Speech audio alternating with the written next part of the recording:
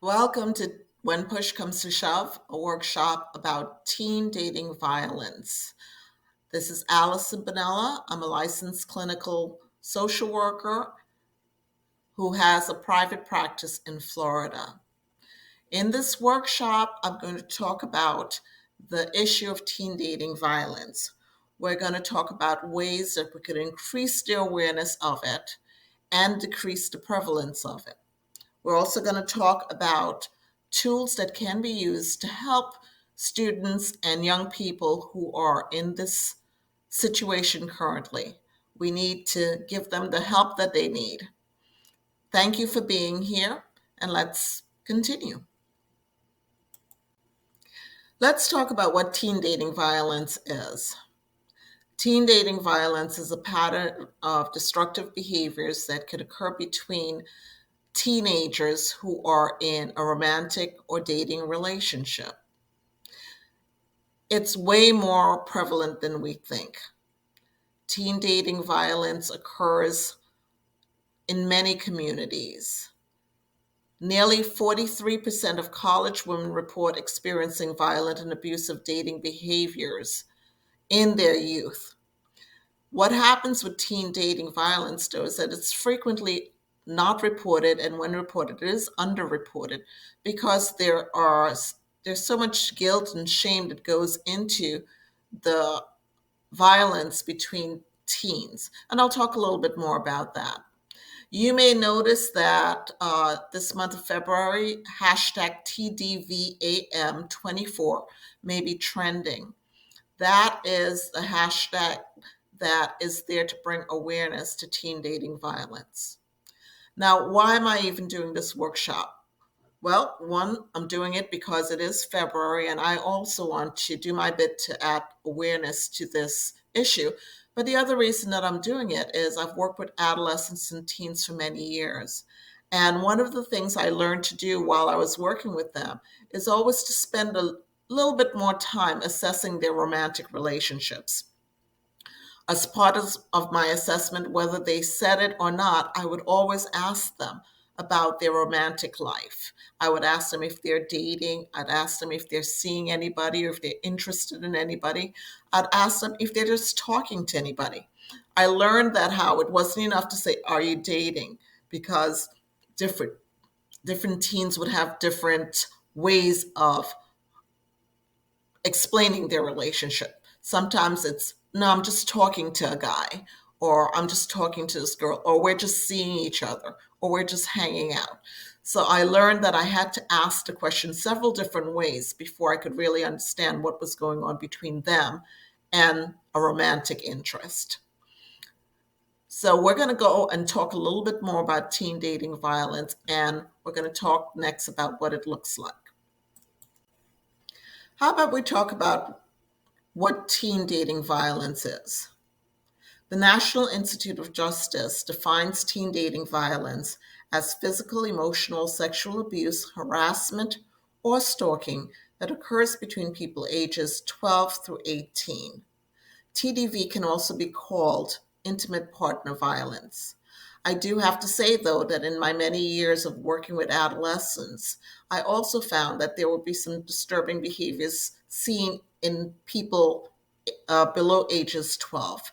I've had occasion to work with dating children who are in elementary school, and it's not common, it's not usual, but it can be seen that there are unhealthy dating behaviors or romantic behaviors between children younger than 12. So, what does dating abuse look like? There's a whole constellation of things that come up when we look at dating abuse. We can see the partners maybe utilizing insults, intimidation, or humiliation. We could also see extreme jealousy and insecurity or controlling behaviors. Many times there's an attempt by the abusive partner to isolate their love interests from their friends and families. In some cases, we find that there's unwanted sexual contact. There may be explosive behaviors and or unusual moodiness. That is sometimes hard to attribute to dating abuse because we naturally expect that there is some degree of moodiness in our adolescence. Sometimes we find that the love interest is being monitored constantly.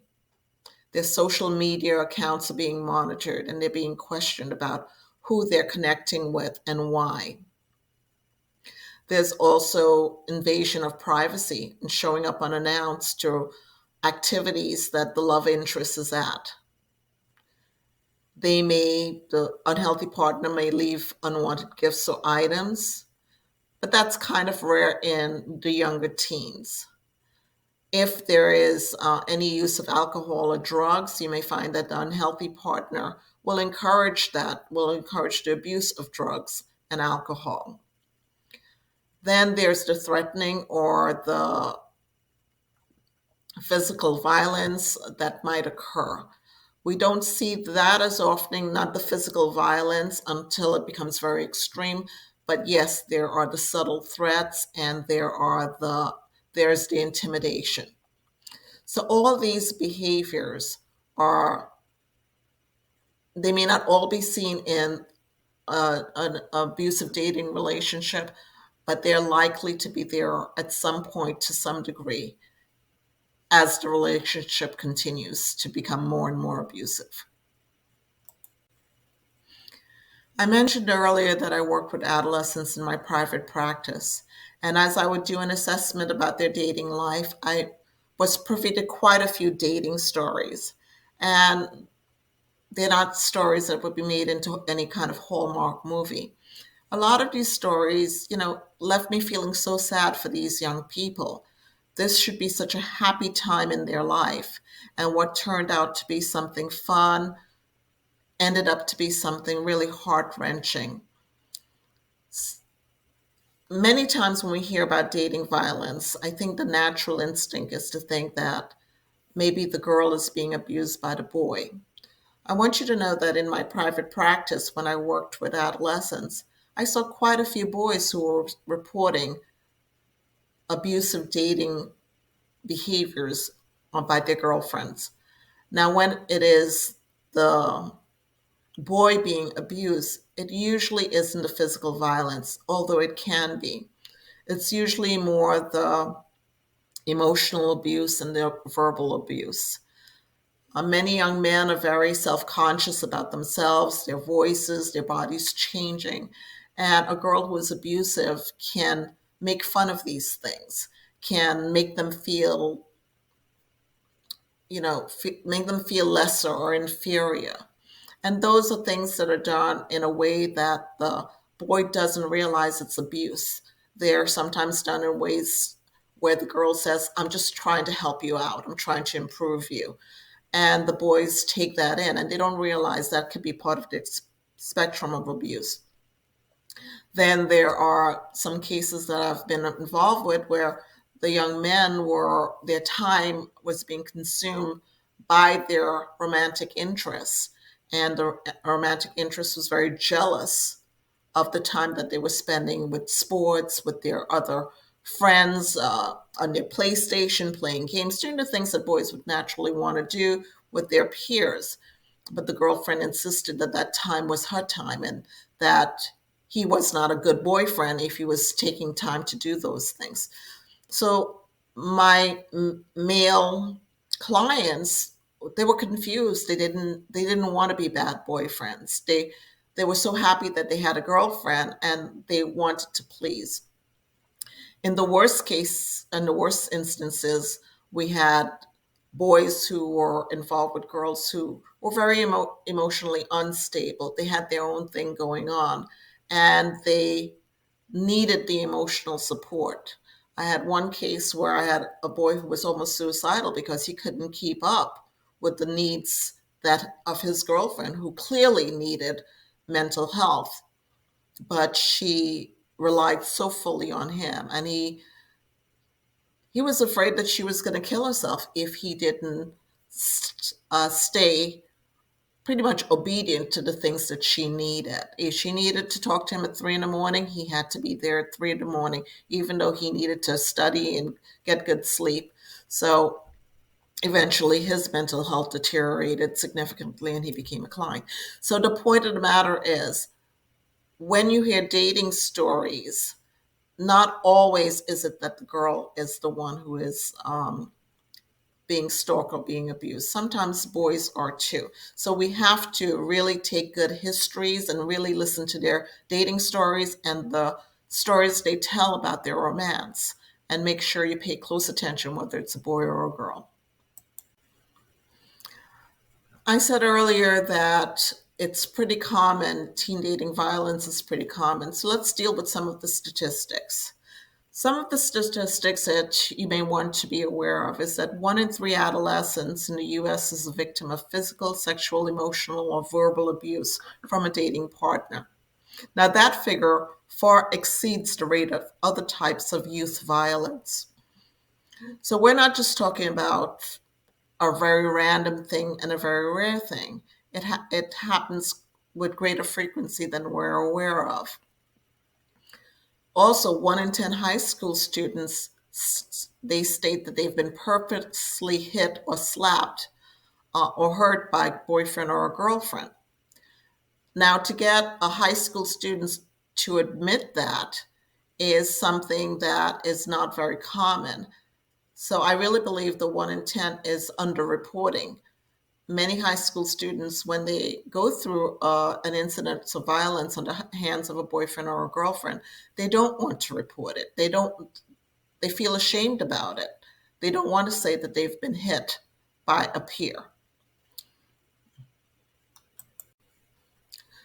Some more statistics that it may be helpful to be aware of is that adolescents who are victims of dating violence had an increased risk over time for sexual STDs, unwanted pregnancies, substance abuse, eating disorders, risky sexual behaviors, suicidality, and further domestic or dating violence. Now, that is very sad to know that in their dating years, they are being primed for these terrible risks. Many times when we hear about teens who are promiscuous, who are very sexually active, we want to say that, well, it's the age, the hormones are raging, they're just into each other and things like that. But you have to step back sometimes and consider, is it possible that that promiscuity might be a result of dating violence, where they're being coerced, where they're being encouraged to engage in these risky behaviors by partners who are abusers.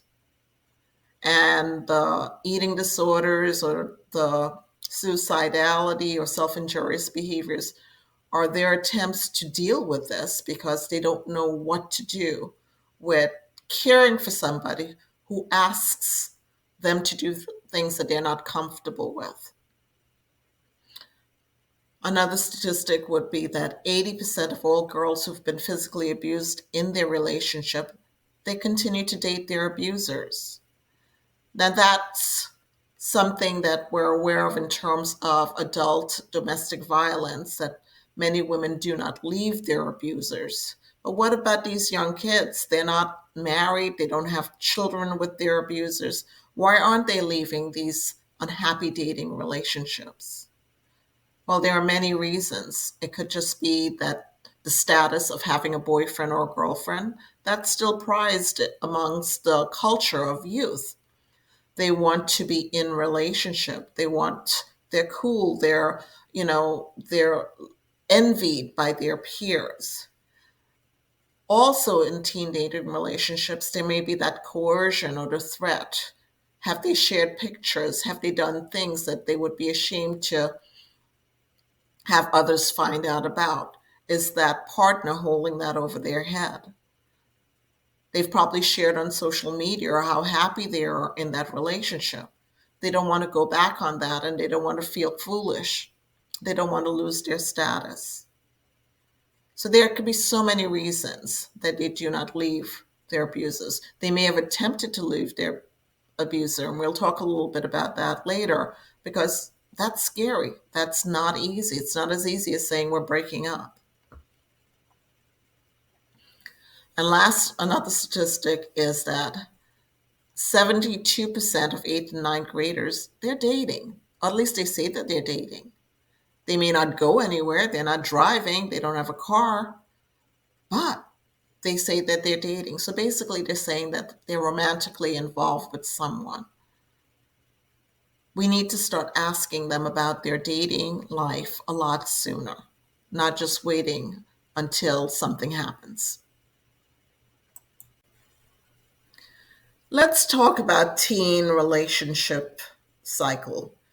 The teen relationship cycle is characterized by being fast, frequent, fake, and furious.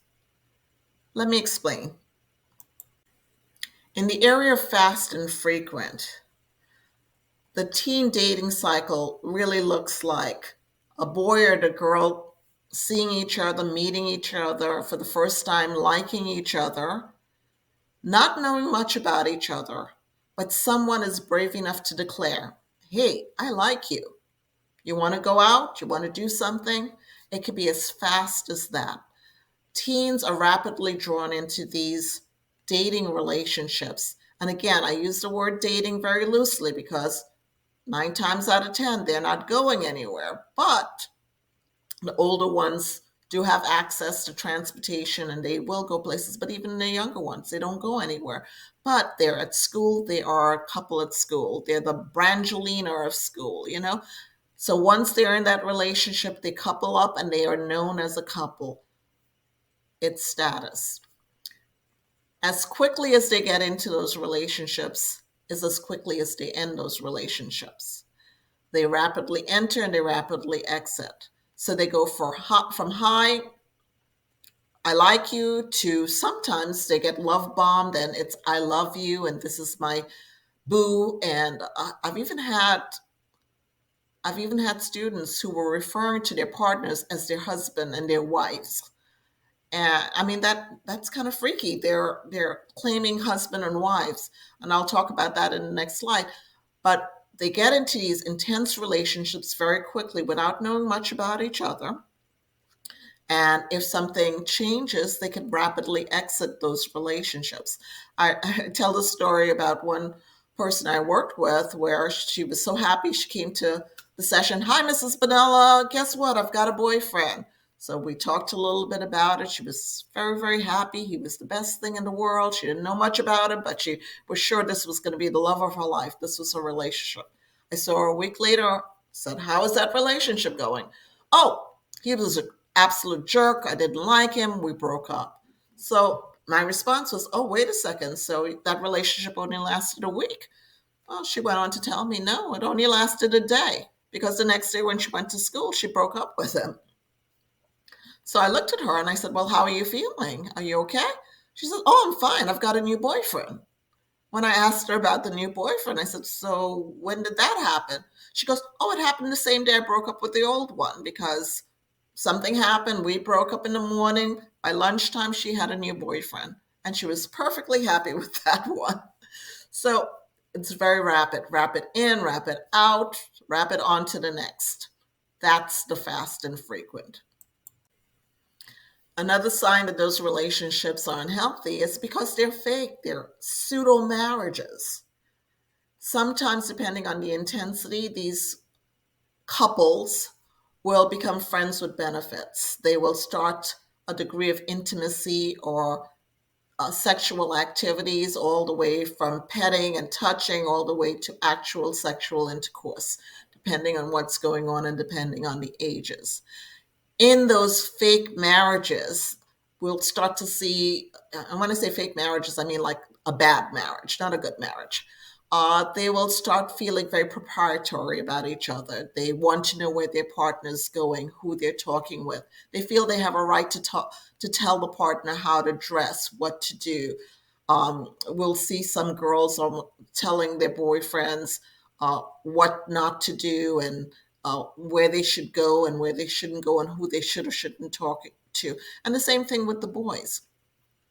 I recently had, not recently, years ago, had a situation where a young man was upset because his girlfriend kept on saying to him, "Oh, you need to put on your social media that we're in a relationship," and he was resistant about it. When I asked him about that, why was he resistant? He said, "In all honesty, Mrs. Benella, this would be about the sixth time I've changed my relationship status, because every time I go into a relationship with somebody, say I'm in a relationship with them, and then I have to break it off. Then I have to take it off. I'm feeling like I'm looking too flaky on social media, so I don't want to keep on saying that I'm in a relationship." Kudos to him for being aware, self aware. So there's this desire for a commitment that kind of mirrors a marriage, but it's a bad marriage because in that commitment, there's all this jealousy, there's drama, there's emotionality, because these are young people who have hormones raging. They don't know how to manage their emotions. They don't have the emotional intelligence and the self regulations to be able to assess things properly. So this can deteriorate very quickly. The last piece of the puzzle is the fury. These relationships, when they're unhealthy, they don't die a quiet death. One or the other of the partners, the healthier of the two, is usually fed up with the relationship and now they want out. But because the unhealthy partner has such a hold on them and has such a fear of the loss of the relationship, they become angry and they show that anger, and anger is more visible. This causes the healthier of the two to become very, very afraid, especially as the unhealthy or the abusive partner's anger becomes more visible. If they have low self esteem, as many of the abusers do have, but they also tend to lower the self esteem of their romantic interest during the course of the relationship. So you have two people who are struggling to have high self esteem, and the romantic interest doesn't know how to get the abusive partner to let her out of the relationship. Um, in the Caribbean, we have a saying that says they have to ease their hands out of the lion's mouth. So that's the way they feel. They feel they have to quietly kind of back up and not let that person get too angry with them so they could get out of the relationship whole. So you may ask, what if they got to fear? Well, they may fear their reputation. If this person has pictures of them, if this person has knowledge of them in a certain way, they don't want that information out there, whether it's a boy or a girl. They don't want their information spread. And that's a very common threat. The actual physical domestic violence, we don't see that as much, but if it's there, it now becomes more visible to outsiders. Many times before the parent is even aware, maybe a friend will be aware of the bruises or they may see something. And if they don't report it to the parents or the guidance counselor or the teachers, it's hard for the adults to know because the young person feels like they cannot end the relationship without something bad happening, either to them or to other people that they love. It's quite a scary time for young people. This quote by Mark Kane says, "The first steps towards success is taken when you refuse to be a captive of the environment in which you first find yourself." When I work with young people, I first have to make them aware of the environment in which they find themselves. I have to validate with them the concerns that they have, maybe the concerns that they weren't even willing to admit to themselves. They're fearful. They're no longer happy in the relationship. They want out, but they don't know how to get out. They have to know what that environment looks like and be able to admit it to themselves. Then we have to give them the tools to be able to free themselves so they're no longer captives in that environment. This is one of the tools that we could use with our youth to help them when they find themselves in an unhealthy dating relationship. It's called NICE. Now, we've heard it said that nice guys and girls finish last, but nope. Nice guys and girls finish strong. Let's talk a little bit about this tool. The first part of the tool, N, is for no, and that talks about setting boundaries. Many young people don't know how to set boundaries. They don't know what's appropriate. They depend on the adults to give them that information. Social media is not giving them that information, or if it is giving them information, it's not the right kind of information. Have you seen TikTok lately? Think about it. They also need to learn how to be decisive, how to make their no stick. I tell youth frequently, your no could be a mic drop moment. You don't have to be no and then hem and haw about whatever's going on. You can't just say no, I don't want to. No, that's it for me. I'm out. Learn how to tell them to be no and be decisive. Also, talk to them about where their limits are before they enter into dating relationships. We don't prepare our young people for dating relationships by letting them know where the boundaries should be set and where the limits need to be. So, talk to them. Ask them about certain aspects of dating.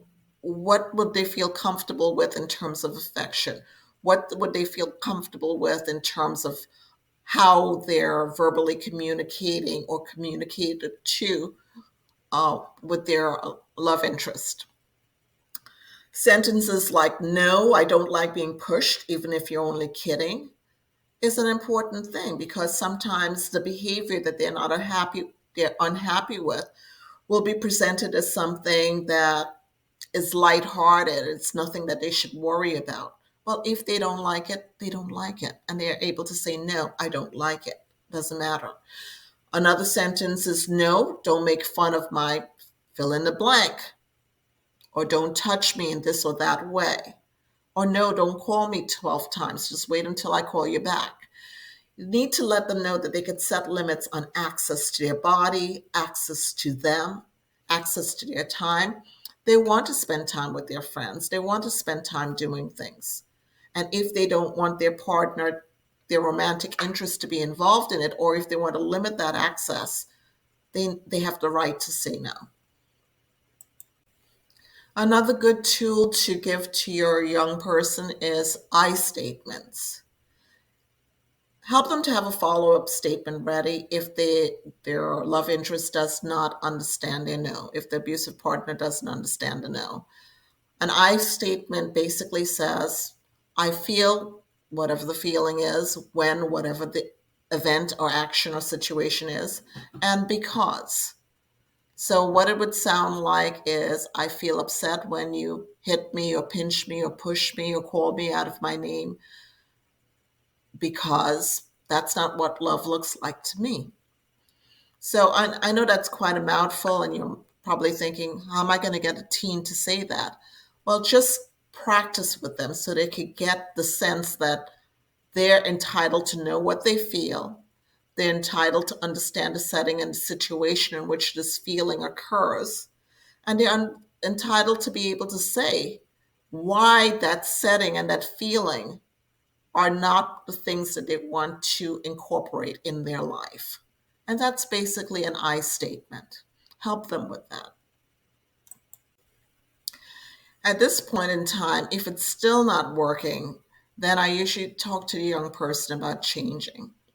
Now, why don't we just say to a young person who is in an unhealthy dating relationship, just break up with him. He's no good for you. Get away from him. Well, sometimes that works, and sometimes that just draws them closer to the other person. What you want to do is you want to empower them to get to the place where they realize something needs to change. Initially, the thought of changing will be, well, I guess I'll just have to change myself. That's what my abusive partner says. Everything would be better if I change. The message needs to be, we can't change other people. We can change ourselves. And ideally, what they want is that other person to treat them better. They want that other person to not abuse them, not to make them feel uncomfortable. So, yes, they can make a change, but it doesn't necessarily have to be the change that the abuser wants them to make. They can make changes such as deciding not to spend as much time with that person, maybe not to pick up the phone every time that person rings the phone for them.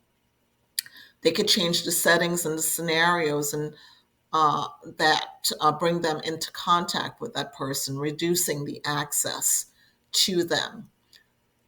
It's important that they know that they have an ability to do those kind of changes, but they don't have to change everything about themselves that that person is unhappy with. Now, if that's not working, then we have permission now to talk about the next step. The final step is the hardest. It's the exit step. It may be the step that they've wanted to do all along, but they just have not had the tools to be able to do it. Help your teen develop an exit strategy. Just like in adult domestic violence situations, this is the most dangerous phase. This is the phase of fury. This is the time when it's the most dangerous for the young person. They're going to need the support of parents, guidance counselors, teachers, anyone who could really allow them to know that they are deserving of a better relationship than they currently have, and that the breakdown of the relationship isn't all their fault. This is where it's so important that we've given them these tools.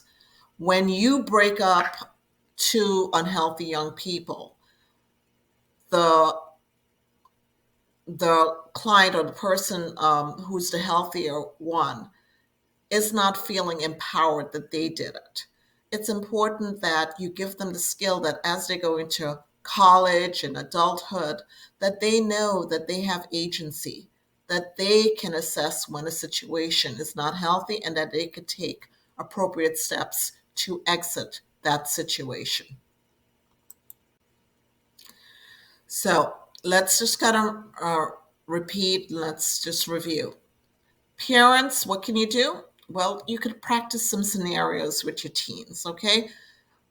Get them talking about the boundaries, get them talking about what is acceptable in a relationship, what denotes lack of health in that relationship. Ask them questions like, what would you do if? And pay attention to their answers. Don't allow the answers to be, just lighthearted answers. Make sure you speak with them about, well, what if this happens? Of course, they'll say, no, no, that'll never happen. That's not the kind of person I'm dating. It doesn't have to be. But you want them to know that they have agency and they have power to make different choices if it turns out that it's not working for them. Make sure that they know what their boundaries and their limits are ahead of time. Preset those boundaries and limits. Don't let them make it up as they go along. And help them get comfortable with I statements. Help them to know that they are steps and stages. And just because the relationship isn't feeling happy doesn't mean that you're insisting that they break up. I mean, it may be a choice that they want to break up. Well, that's good. There's nothing that has to keep them in that relationship. But you want them to know that if they feel for some reason that they don't want to immediately break up, they could try I statements and they could try other tools prior to making that final decision of exiting the relationship. I love this quote by Eleanor Roosevelt that says, no one can make you feel inferior without your consent. And she's correct. One of the things we do with working with teens is we allow them to know their worth and their value. Because if they feel inferior, they will make bad decisions. Okay, and many times when we do become aware that they're in unhealthy relationships, the abusive partner has done his best to make that child feel inferior. So now our job as adults is to help build that child up, remind them of their worth, remind them that they're children of God. They're children that are loved. They're children that are precious. Give them that, help them to have that value about themselves as they examine their relationship and what they want to do in the future. It's important that we let adolescents and teens know that they do have dating rights. They have rights to ask for a date, and they also have a right to refuse a date, male or female. They have rights to suggest activities, and they have rights to refuse any activity that they feel uncomfortable with. They have a right to their own feelings and how to express them, as long as the expression of those feelings is in no way abusive or violating of the rights of others. They have a right to their values and to have those values respected, even if those values are not agreed with. They have a right to tell their partners how they feel about physical affection and what they would like or not like in as it pertains to physical affection. They also have a right to refuse attention or physical affection. No matter how much the person loves you, you have a right to say to them, I don't feel comfortable with that, and here's the way you could show your love to me, not that way. And they have a right to their own friends and space outside of the relationship. Just because you're in a relationship with a person doesn't mean that that person has to occupy all the spaces in your life. We have to tell them that. Many of them don't know that. Many of them have not learned that at home, and they're not learning it from social media or the programs that they're watching on television. So, when we are working with adolescents, we need to help them learn how to determine their limits and their values. We need to make sure they know that they need to respect the limits and the values of others and be able to communicate clearly and honestly about these things with them. They, it's important, girls and boys, that we talk to them about not violating other people's limits. And let them know that adults are there. They can ask for help if they feel that they need it. We don't expect them to know this. There are adults who are still struggling with how to have a healthy romantic life, healthy dating life. So let them know. Nobody's expecting them as teenagers to dial it all in. They can ask for help, and there are adults around, trusted adults, who are willing to help them. Lastly, what are the characteristics of a healthy relationship? Well, we want our teens to know that they are in a healthy relationship when they feel good about themselves in that relationship, when they feel comfortable about speaking their minds. We want them to know a healthy relationship will give them a strong sense of friendship and trust. Now, that trust shouldn't be abused. If you're in a trusting relationship, that person wouldn't ask you to do anything that compromises your values and your morals. In a healthy relationship, you feel respected and supported and safe. You feel like the person treats you as an intellectual equal and they are not putting you down or lowering your self esteem.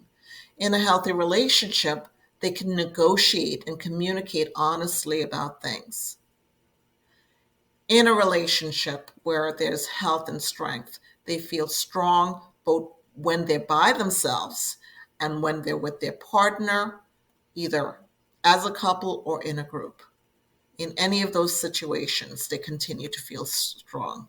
That's how you know that you're in a healthy relationship. That's what we want for our teens.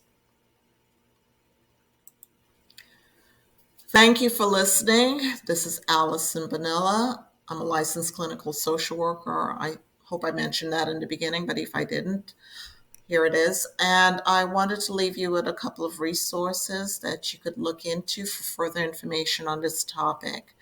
The goal for this topic was to increase the awareness of teen dating and violence. Hopefully that was accomplished through this workshop.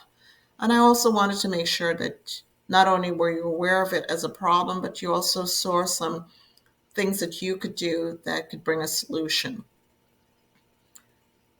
This topic is near and dear to my heart because I work with adults primarily now as a coach for work-life balance, and it's hard to have a life that is healthy and balanced if it is still filled with emotional turmoil and upheaval because of intimate partner violence.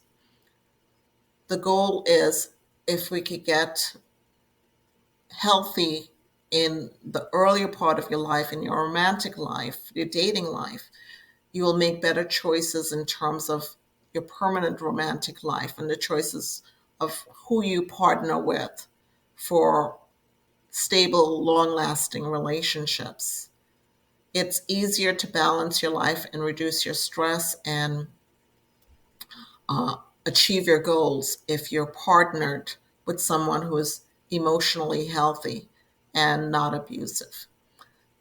My goal again is to see more young people enter into dating relationships that are healthy and are able to allow them to grow emotionally, physically, and spiritually.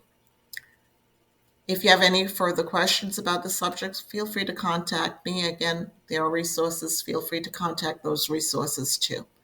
I look forward to talking to you again. This is Allison Bonilla, professional life strategist at AllisonBCoaching.com.